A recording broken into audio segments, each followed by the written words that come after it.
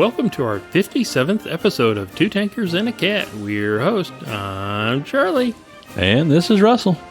Oh, we have got a lot to talk about tonight. First, we just had to take Lightning out of the studio because Russell thought it would be a great idea to buy these little plastic balls with bells in them. And if we weren't going to do jingle bells all day long, talking of which, when is our Christmas episode? Not till next episode, right? Yeah, it'll be the episode after this one. Wow, because we just did our Thanksgiving episode. Yeah. I think we forgot to tell everybody it was American Thanksgiving. Shoot. Yeah. Also, the day after was Native American Appreciation Day, which we celebrate too. What are we talking about today? We're going to talk about the French AMX-13. Oh, that's right. We had done the AMX-30B, and you know how much I love the AMX-13. Yeah. But I'm trying. Don't laugh at me yet. I have began my second book, and it is going to be on the Sand War. And this is the battle between India and Pakistan when they had the biggest tank battle.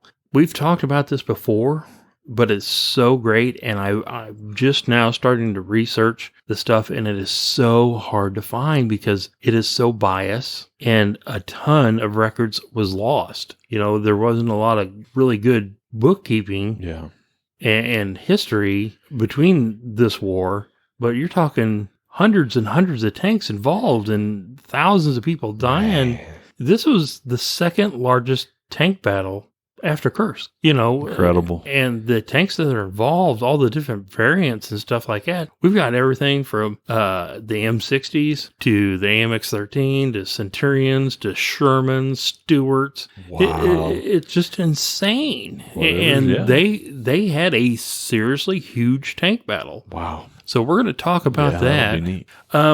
Shout outs. I think we just want to give a shout out to you, the listener. Exactly. We are just so impressed. We are been monitoring all our, stats and everything. We have really grown. Really have. It is just blowing us away on how many thousands or tens of thousands now of downloads and people listening, and it's just crazy. It is. It's just truly incredible. Well, like I said, we're going to do this episode, but we want to just take time out just to do a quick thank you for listening. Our old listeners, our new listeners, our young listeners. Exactly. Can people still call us?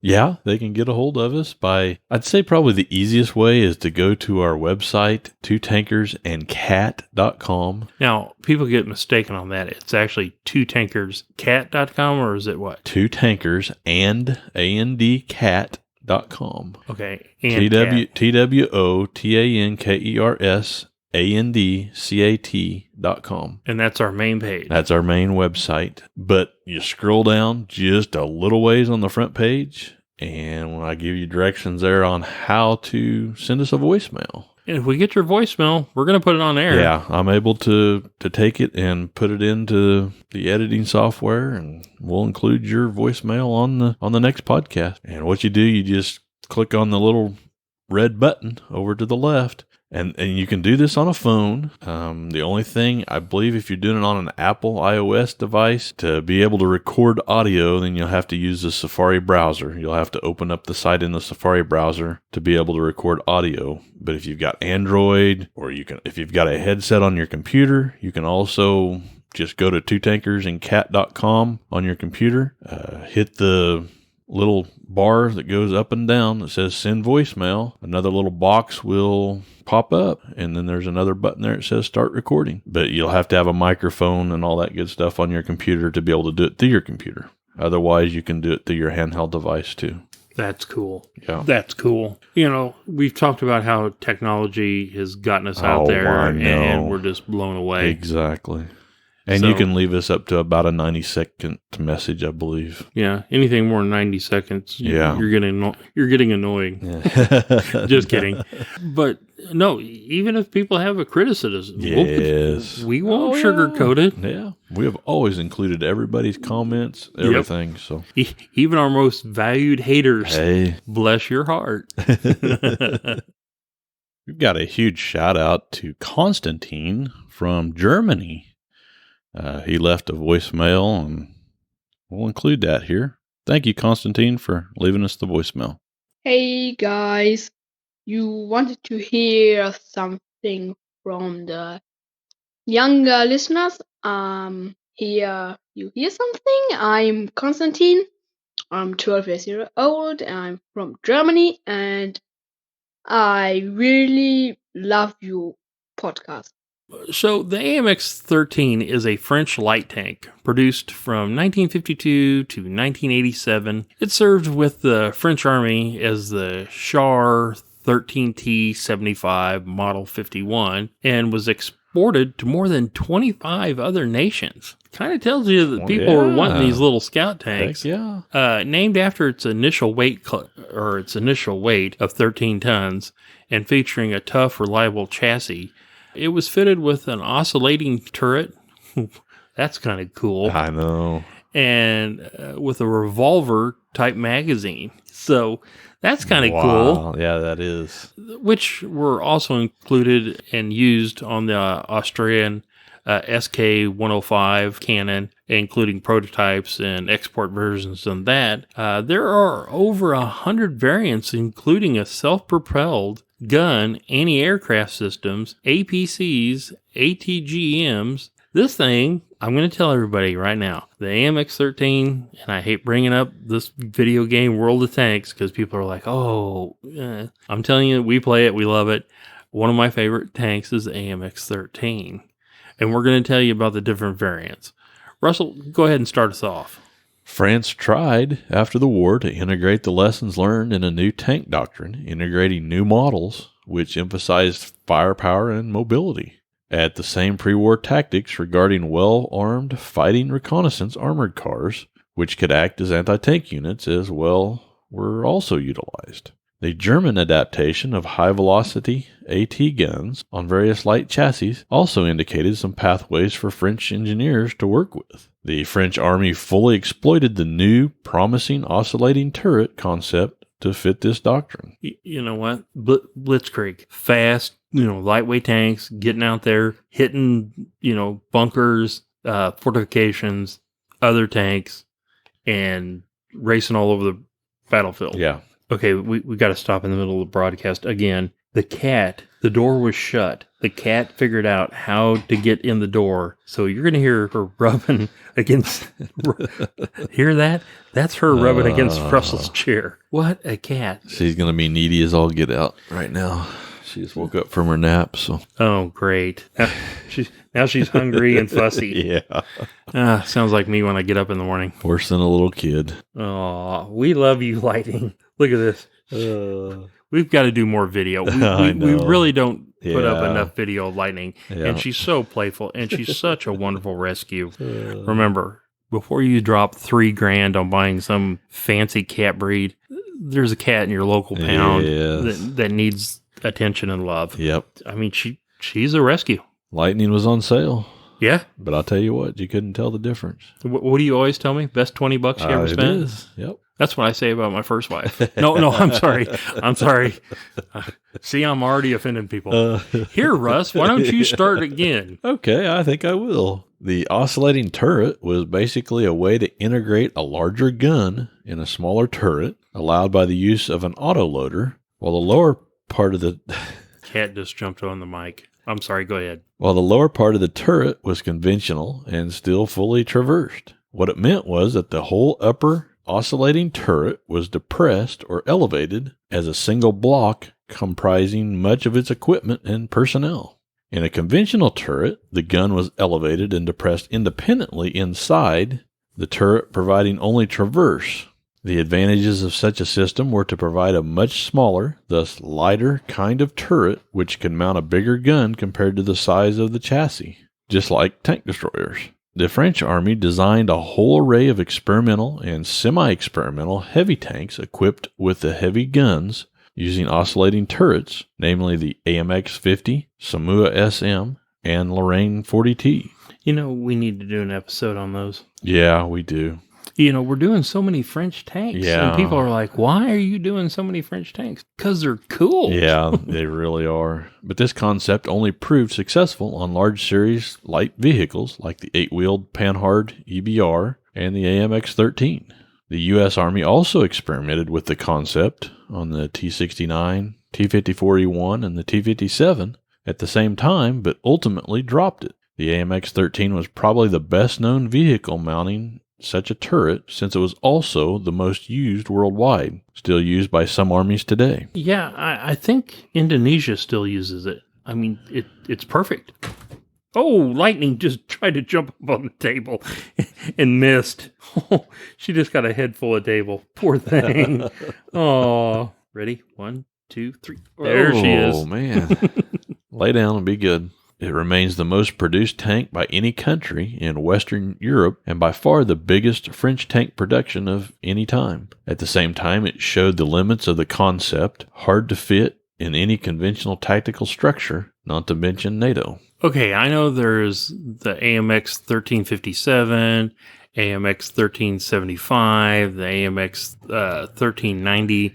It looks like the last part of the AMX 13 is the caliber of its weapon. Tell us about the guns and the AMX 13, Russ. Initially, the tank had a 75mm or 2.95-inch rifled gun, and overall 2,000 vehicles of this configuration were built for the French Army. In the course of modernization in 1965, a new 90mm or 3.54-inch rifled gun was mounted on a modified FL-10 turret. This gun had a new muzzle brake and heat-insulated housing. 5 types of ammunition were used: standard armor-piercing, anti-personnel canister, a high-explosive round, a cumulative or heat round, and smoke rounds. 32 shots were stored, 21 inside the turret and 11 in the barrelettes. The tank had 2 7.62mm or 0.3-inch machine guns, 1 coaxial and 1 in the anti-aircraft mount, fed with 200-round bands.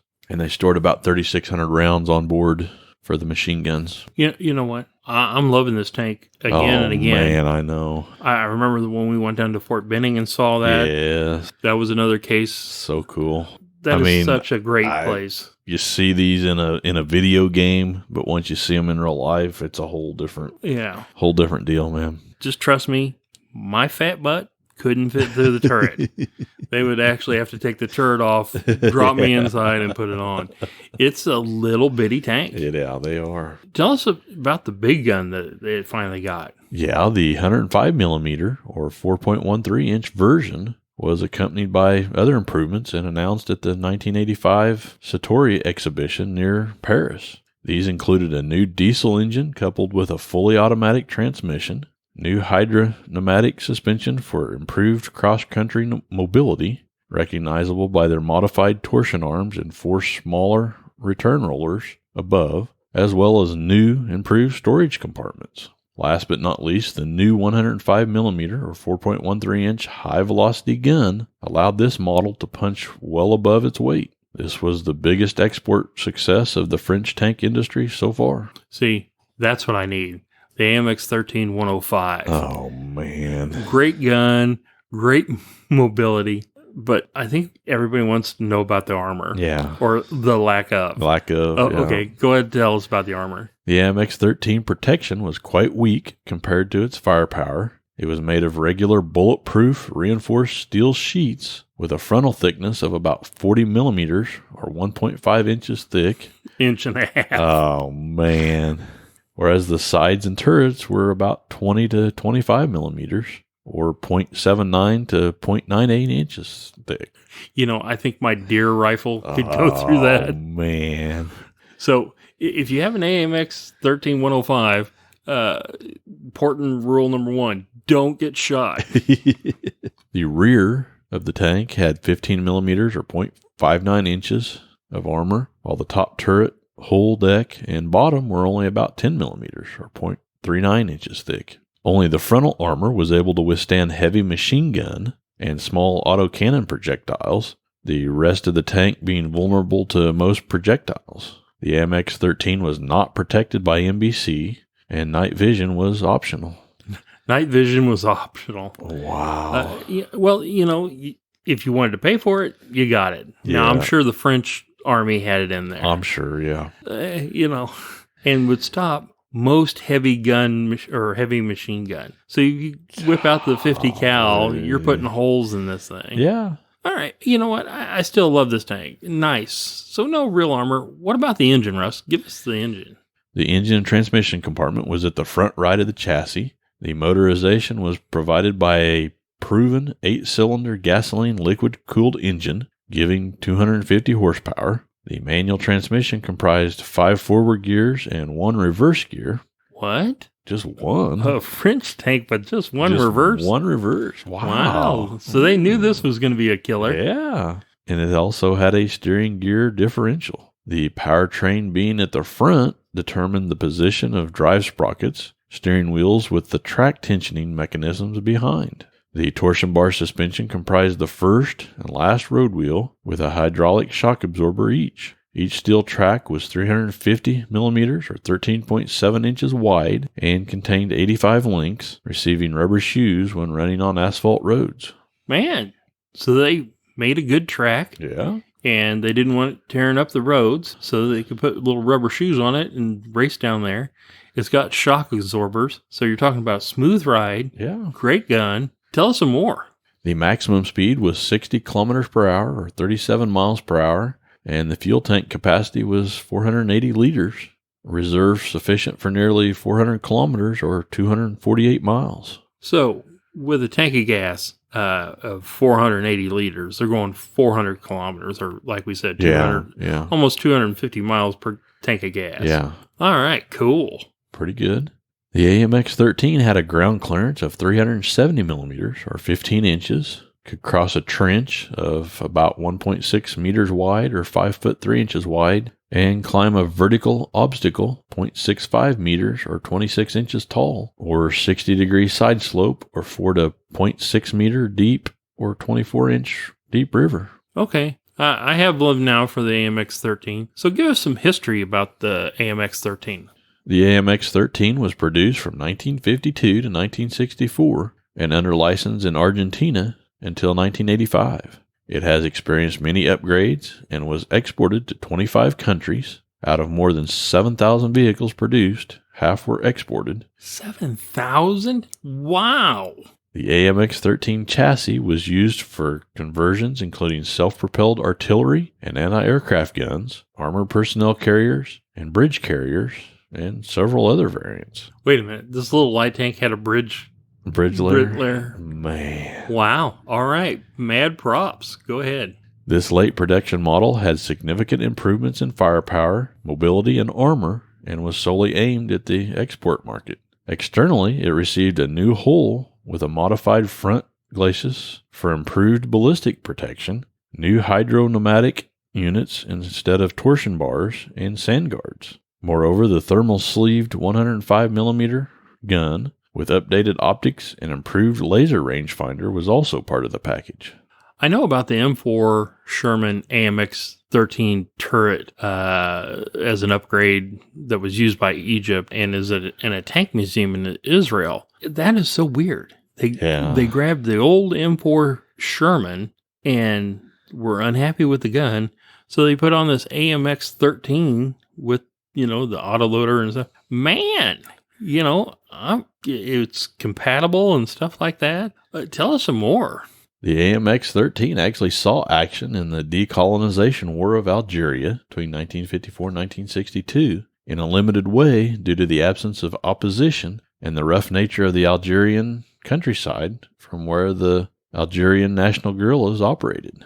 When the AMX-13 was upgraded to the 90mm/SS-11 system, its role as an active screening force became more intertwined with the normal operations of the AMX-30, which were faster than the former U.S. tanks in operation. These relatively cheap vehicles were more often committed in foreign theaters of operation, mainly in Africa.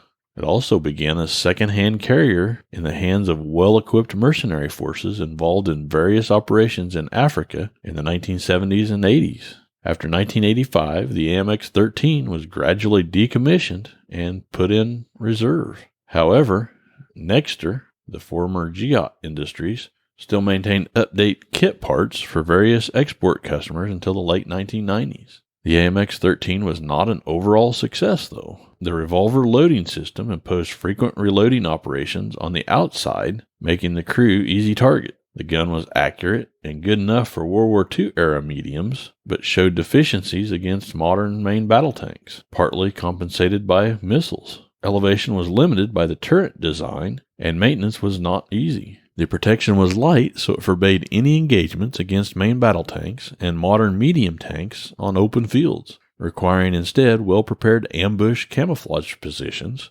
helped by its tiny silhouette and surrounding vegetation. Another severe drawback was its complete lack of NBC protection, but it was nevertheless cheap, adaptable, fast, and largely punched above its weight. So this is a true light tank. And they're talking about, well, some of the problems was it couldn't go head-to-head with main battle tanks. Wasn't designed to. It wasn't designed to. It was what it said. Well, this tank wasn't very good. They had to go and hide in a bunch of vegetation and wait for a main battle tank and then shoot it and kill it. Yeah. Yeah. And that's what little light tanks are designed to do. That's their doctrine. Yeah.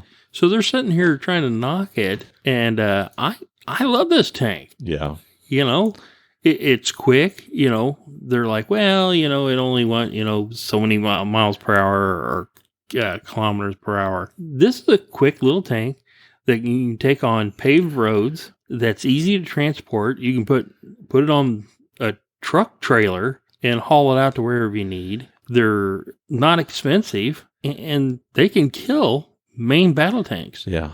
Israel acquired and operated some 400 AMX-13s. Then its first modern light tanks received just before the Sinai campaign in 1956. They complemented the heavier British Centurions of the first generation. They fought in the 1953 Suez Canal offensive, later in 1956, but also all along the 1967 war, where 3 AMX-13 battalions fought actively. Their battle records, notably the 4th Mechanized Brigade, showed that they did have some troubles with Syrian Egyptian T-54 and T-55s and M48s. Our Pattons. The Pattons, yeah. Both on the Jordanian front and the Golan Heights. They saw limited use in 1973. By the 1980s, the AMX-13s grew obsolete. Okay, you're talking about they were having a little trouble with the T-55. What tank didn't? Yeah. You know, the T-55, you can say what you can, the thing would kill you. Yeah,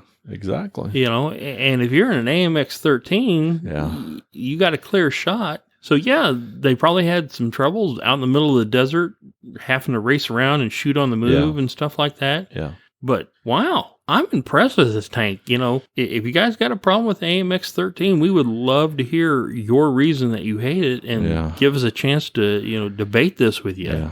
And look up the definition of a light tank anyway. I mean, if you've got issues with this little tank, I mean, it's the and what they were designed for. Well, like they're saying, well, the M48 Patton was way better. That's a main battle tank. Yeah. It's not that's doctrine. These little light tanks were designed to go out, find the big tanks, go back for reconnaissance, and let their big tanks know what the heck what's going on. And if they had like a bunker, they could say, okay, this is where the bunker is on the map. It's got machine guns in it. We need you to use the bushes to move up and then fire around in it and take it out. Or they've got 4 T-55s that are set up here and they're going to be coming down the road. These guys with the revolver system are going boom, boom, boom. And they're like, well, they did it from a bush and they were hid. That's their job. Exactly. Good stuff. But is the AMX still in service anywhere today? Indonesia is still using 500 AMX-13s of the early 105mm version. The biggest user of the main AMX-13 variant, the VCI SPG, is Mexico,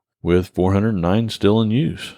And I'm telling you, ladies and gentlemen, we always give you homework or tell you to crack a book. Look up the Mexican Army's VCI SPG. It's just an AMX-13 that they turned into a artillery piece. It is so cool looking. It's nice to see that this tank was so good and made 7,000 are still in service. But we've talked a little bit about the design, you know, the stats. That's my favorite part. Give us the stats, Russell.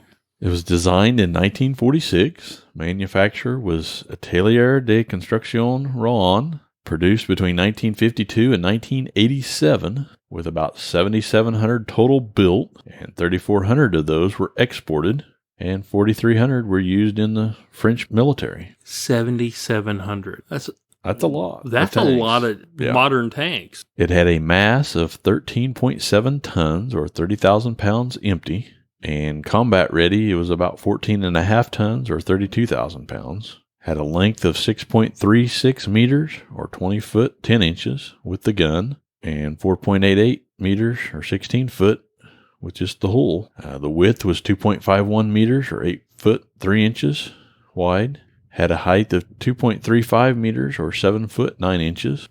Still not 10 foot tall and bulletproof like my lead. Yeah. It had a crew of 3, which included the commander, gunner, and the driver. And the armor was about 10 to 40 millimeters thick, or 0.39 to 1.57 inches thick. Yeah, so not a lot of armor. Not a lot of armor, yeah. Talked. But when it first came out, we've talked about its guns. Tell us about the main armaments. Yeah, it first came out with a 75 millimeter SA-50 tank gun. It also later on included the 90 millimeter or the 105 millimeter. That we talked about. Yeah, that we actually talked about. And they carried about 32 rounds of ammunition with them. And we talked about the machine guns. Did this have anything like smoke grenade chargers, Yeah, it had 2 smoke grenade dischargers, along with the anti-aircraft machine gun and the coaxial machine gun. So, it fires. Yeah. And then they're trying to spot it. It pops its smoke and then disappears in a thing of smoke. Yeah. I'm seeing light tank doctrine right there. I know. Now, tell us about the engine again. It had a SOFAM Model 8G XB 8-cylinder water-cooled petrol engine that pumped out about 250 horsepower. Acceptable. Power-to-weight ratio was about 17 horsepower per ton. Okay. Had a torsion bar suspension, an operational range of about 400 kilometers or 250 miles. And the maximum speed was about 60 kilometers per hour or 37 miles per hour. People are like, well, that's not as fast as, this tank or that tank. I'm telling you, when you got, a 3-man crew in there? Yeah. And you're doing 37 miles an hour. You're rocking and rolling pretty quick. Across the desert, bouncing and jumping. Yeah. Wow. Pretty good stats. Russ, I want you to tell us what the tank was actually meant for. The tank was actually meant to meet a requirement for an air-portable vehicle to support paratroopers. The first prototype ran from 1948. The compact chassis had torsion bar suspension with 5 road wheels and 2 return rollers. The engine runs the length of the tank on the right side with the driver on the left. It features an uncommon 2-part FL-10 oscillating turret where the gun is fixed to the turret and the entire upper turret changes elevation. The turret is set to the rear of the vehicle and holds the commander and the gunner. Now I know why the AMX-13 was what they call an autoloader, or a revolver loader. Explain that a little bit. The original 75 millimeter gun was loaded by an automatic loading system fed by 2 6-round magazines located on either side of the automatic loader in the turret's bustle. The 12 rounds available in the drum magazines meant that the crew could engage targets quickly. However, once those rounds were expended, the vehicle had to retreat to cover, and the crew had to reload shells from outside the vehicle. Ouch. Man. We all right. We fired our 12 rounds. Let's go ahead and stop and reload. Put the pedal to the metal. Yeah. But again, that's what it was supposed to do. Yeah, exactly. You're talking about a tank that gets out there, kicks out 12 rounds. Yeah. And when you're shooting 12 rounds at 2-3 tanks? Yeah. Wow. Yeah. By the time they locate where you're at and they're aiming their turrets and they lock on and they use their scopes. Sure. You're fried. Yeah. This thing is bam, bam, bam, bam. So when the drum was empty, you had to run away to reload. Now, there is a French retreat joke there, but I'm not going to touch it. I got in trouble last time when we said that. They're like, oh, out of ammo, run away. I'm not going to touch it. Production began at the Atelier de Construction Rouen in 1952, with the first tanks delivered the following year. In 1964, production was transferred to the Creusot-Loire at Chalon-sur-Saône as ARE switched to the production of the AMX-13 main battle tank, and the numbers produced declined significantly. So they were making these light tanks because they were high quality. They could be loaded with the paratroopers. They were easy to move, but they saw a need for the AMX-13, which we've already done the episode. And that's a great tank. If you haven't heard that episode, you need to go back and listen to that episode. After 1966, AMX-13s in French service were upgunned with a 90mm F3 medium pressure gun firing more effective high explosive anti-tank rounds. This variant was designated the AMX-13/90. The F3 was similar to the DEFA D921/F1 low-pressure gun developed for the Panhard AML-90 and even utilized the same ammunition, though it possessed a significantly higher muzzle velocity. By the late 1960s, an export model of the AMX-13 was also available with an even larger 105mm gun and an FL-12 turret. Although there were many variants on the turret, the basic chassis was almost unchanged until 1985, when changes including a new diesel engine, fully automatic transmission, and new hydropneumatic suspension were introduced. Production halted with the AMX-13 model 1987. After sales support and upgrades are still offered through the Giat Industries, the AMX-13 tank was phased out of service with the French Army in the 1980s. Current French armored vehicles with a similar role are the ERC-90 and the AMX-10 RC. Awesome stuff. You know, I'm in love with this tank. You know, you can say what you want about the French tanks and stuff like that. I like this. I like the AMX-30. I think they're, I hate to use this terminology. Yeah. I think they're sexy. Awesome stuff, Russ. And that brings us to our second point, like I said, that really interests me is the Sand War. Like I said, we don't have a lot on this war, and when Russ is telling you about it, he's researched it quite a bit. I've looked into it, and I'm starting to do a book on it. But I think it's going to be one of those deals where I'm going to have to actually fly to India and try to find some of the veterans of this and get firsthand accounts. Yeah. And I think that's what a lot of history should be. But the other stuff, oh, man, you know what? Just tell us a little bit about this war. The Sand War was a border conflict between Algeria and Morocco in October 1963. It resulted largely from the Moroccan government's claim to portions of Algeria's Tindouf and Bouchar provinces. The Sand War led to heightened tensions between the two countries for several decades. It was also notable for a short-lived Cuban and Egyptian military intervention on behalf of Algeria and for ushering in the first multinational peacekeeping mission carried out by the Organization of African Unity, a Berber rebellion in the Kabyle Mountains. Algerian authorities suspected that Morocco was inciting the revolt and was a main cause for the war. Despite internal discontent with the Algerian government, most of the country supported the war effort, which Algerians generally perceived as an act of Moroccan aggression. The Algerian army had ordered a large number of AMX-13 light tanks from France in 1962, but at the time of the fighting, only 12 were in service. Morocco's armed forces were smaller, but comparatively well-equipped and frequently took advantage of their superior firepower on the battlefield. They possessed 40 T-54 main battle tanks that they had purchased from the Soviet Union, 12 Su-100 tank destroyers, and 17 AMX-13s, and a fleet of gun-armed Panhard EBR armored cars. Morocco also possessed modern strike aircraft, while Algeria did not. September 25, 1963, with intense fighting around the oasis towns of Tindouf and Figug, the Royal Moroccan Army soon crossed into Algeria in force and succeeded in taking the two border posts of Hassibida and Tinjoub. Egypt even began sending troops and defense hardware in late October and to bolster the Algerian military.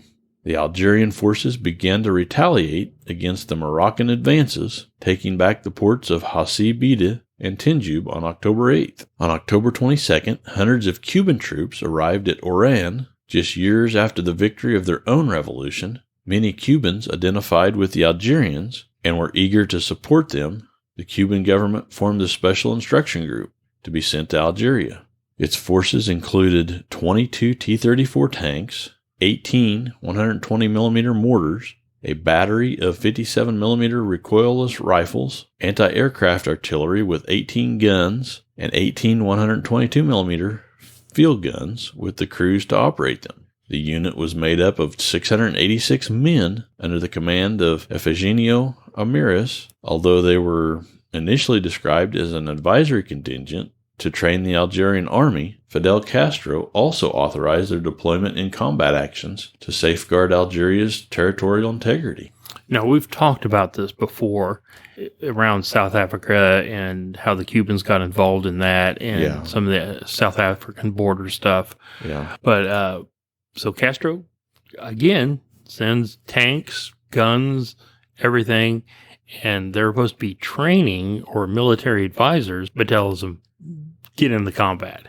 The Cubans offloaded their equipment and transported it to the southwestern front by rail. The troops provided training to the Algerians, and their medical team offered the population free health care. While Castro had hoped to keep Cubans' intervention covert, and a number of the Cuban personnel wore Algerian uniforms, they were observed by French military and diplomatic staff in Oran, and word of their presence soon leaked to the Western press. Algeria and Cuba planned a major counteroffensive, Operation Dignidad, aimed at driving the Moroccan forces back across the border and capturing Bourgoin. On the other side, Moroccan forces had planned a second offensive on Tindouf and occupied positions about 4 kilometers from the settlement. The foreign ministers of the Organization of African Unity, or the OAU, mediated a formal peace treaty on February 20th, 1964. The treaty was signed in Mali following a number of preliminary discussions between Hassan and Ben Bella. Terms of this agreement included a reaffirmation of the previous established borders in Algeria's favor and restoration of the status quo. The demilitarized zone was maintained in the meantime, monitored by the OAU's first multinational peacekeeping force. Okay, I want to explain something. When we were in this episode, I talked about the Sand War, and people might have got confused. What I am studying is the AMX-13s in the Indo-Pakistani War of 1965. I'm sorry, I was going through the editing and I listened to it and it goes, oh, no, it sounds like I'm talking about the Sand War was by India and Pakistan. No, it wasn't. It was Algeria and Morocco. I am going to do a short little episode, maybe make a second point on this Indo-Pakistani War in 1965. And because, like I said, I've just started the research and everything like that. What a great second point is this Sand War between Algeria, Morocco, and the Cubans again.